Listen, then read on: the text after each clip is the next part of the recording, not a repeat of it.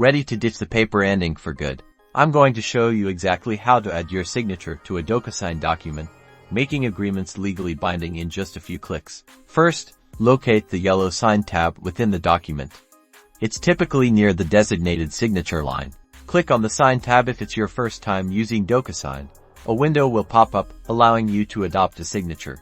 You have a few options here. You can choose a pre-designed style, draw your signature with your mouse or trackpad, or even upload an image of your handwritten signature. For the drawing option, carefully use your mouse or trackpad to create your signature. Don't worry if it's not perfect. You can always redo it.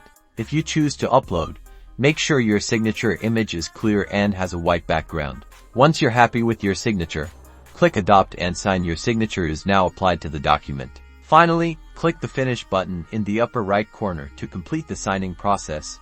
It will then prompt you to download the document for your records. And that's it. You've successfully added your signature to a Docusign document, making it legally binding and saving you time and paper.